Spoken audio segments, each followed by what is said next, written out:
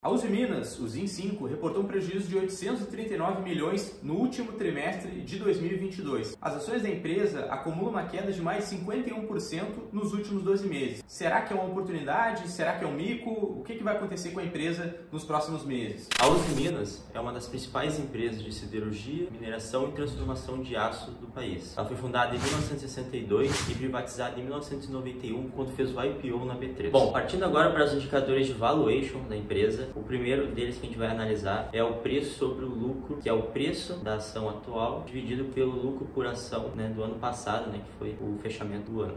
Isso também é importante falar, Gustavo, que o PL do setor gira em torno de 8. Então, um indicador muito interessante, ela está sendo negociada agora a 5,55. Tem um indicador de preço sobre o valor patrimonial, que é a cotação da ação sobre o valor patrimonial, ou seja, o valor do balanço de cada ação daquela empresa, é de 0,35, ou seja, ela está muito descontada em relação ao seu valor patrimonial, ou seja, quando a gente compra uma ação, paga o preço da ação hoje, a gente está comprando ela com um desconto considerável em relação ao balanço da empresa, ao patrimônio da empresa. Ela está com EV/EBITDA, que é o Enterprise Value, ou seja, o valor da companhia sobre o seu lucro operacional antes dos juros, impostos, depreciação e amortização, de 2,91, que é bem baixo em relação ao setor, assim como o PL. Entrando um pouco na questão de alavancagem da empresa, atualmente ela está negociada uma dívida líquida sobre EBITDA de 0,04, o que é muito baixo, determinado que essas empresas necessitam de grandes investimentos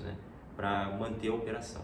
Atualmente, a Usim tem uma margem EBITDA de 10,99%, é uma margem muito boa, ou seja, a margem EBITDA quer dizer o quanto de caixa, o fluxo de caixa operacional gera para a empresa depois de todos os custos ali, o que está envolvido.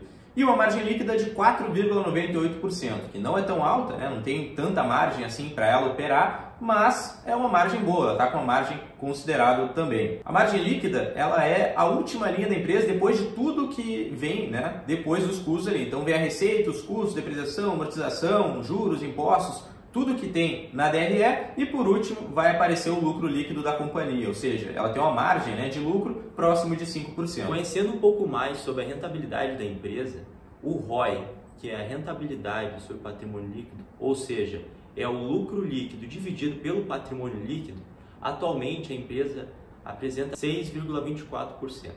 O dividend yield da empresa foi de 8,79%. O dividend yield é a média de proventos distribuídos no ano. E também a empresa apresenta um payout de 50%. O que é o payout? É quanto do lucro líquido foi distribuído aos seus acionistas.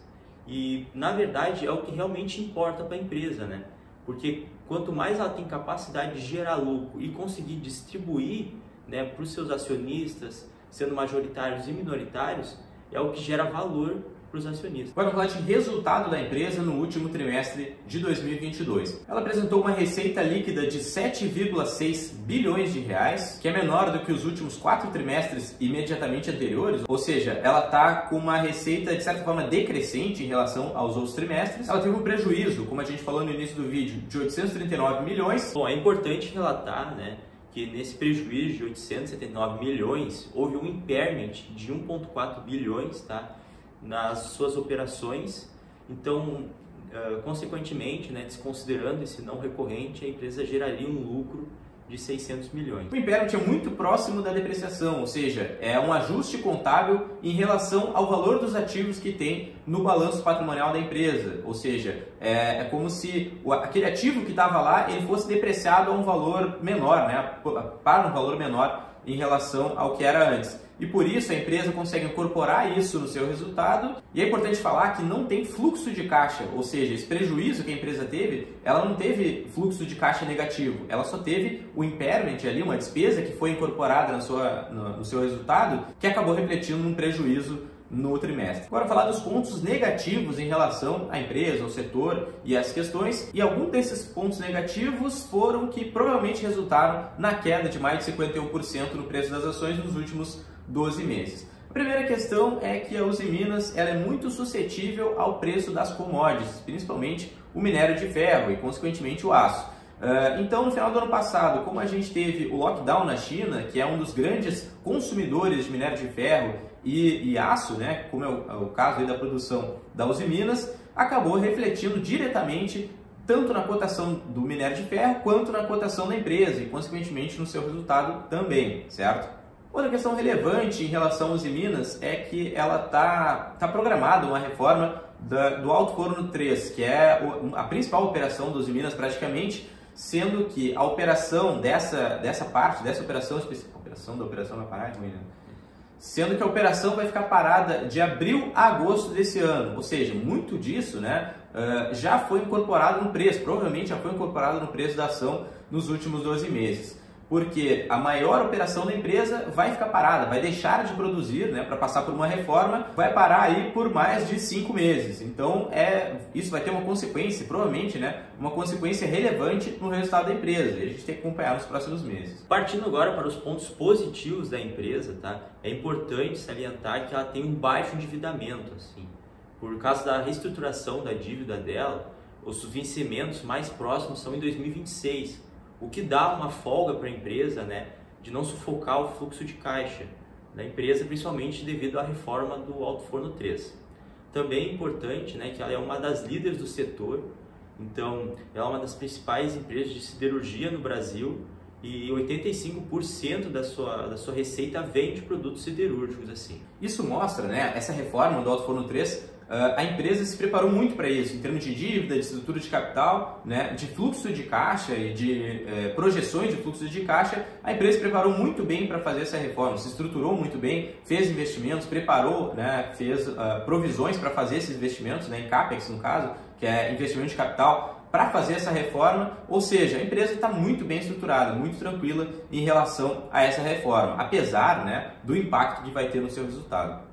Feita essa análise, e lembrando que isso aqui não é recomendação de investimentos, a gente pode estar diante de uma boa oportunidade, porque, como a gente comentou aqui, a empresa está bem estruturada, tem uma estrutura de capital boa, tem margem, teve lucro, né, no último ano praticamente. Ela vai passar por uma reforma, que é uma coisa que vai impactar diretamente o seu resultado, mas que a empresa se preparou muito bem para isso, né, em relação ao seu fluxo de caixa, em relação ao seu caixa especificamente, né, e também a sua dívida, ou seja, rolando essa dívida só para 2026, isso é muito bom em termos de resultado. Como as ações caíram mais de 50% nos últimos 12 meses, pode ser, né, e como a gente falou aqui dos indicadores fundamentalistas, que seja de fato uma boa oportunidade, né? Mas, como eu falei, não é recomendação de investimento. Mas a gente tem que ficar atento que essa reforma, como ela vai ter impacto na operação da empresa, a gente tem que monitorar os próximos trimestres. Então pode ser uma boa oportunidade, mas a depender do reflexo que essa atividade, né, que essa reforma vai ter na operação da empresa como um todo, né, pode demorar para vir esse resultado. Atualmente, né, para mim, a Usiminas, né, acho que o Gustavo também tem a mesma opinião que a minha,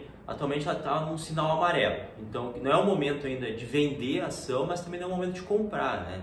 Até porque os investimentos em ações, principalmente quando a gente trata de renda variável, é de longo prazo. Então, a gente está tratando aqui de 5 anos para mais, assim, até 10 ou 20 anos. E acredito que como a Usiminas é uma líder do setor, ela é muito bem estruturada, como o Gustavo disse, conseguiu prolongar a sua dívida, sim, ela tem tudo para superar esses primeiros resultados ruins, que provavelmente poderão acontecer no início, né, do ano de 2023, como ela pode ser muito beneficiada, né, porque essa nova operação que não vai trazer mais produtividade para a empresa.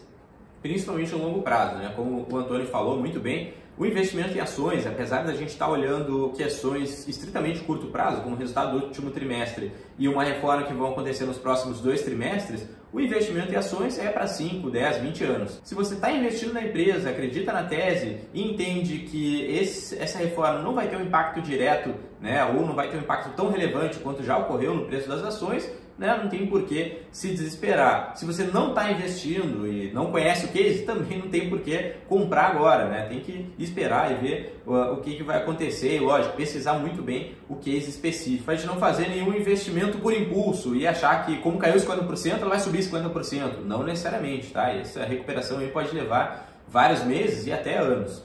Então esse era basicamente o vídeo de hoje. Se você ficou com alguma dúvida, alguma questão que não tenha ficado clara, pode comentar aqui embaixo. Se você está comprado ou vendido em Usiminas também, pode comentar aqui embaixo, a gente vai trocar uma ideia.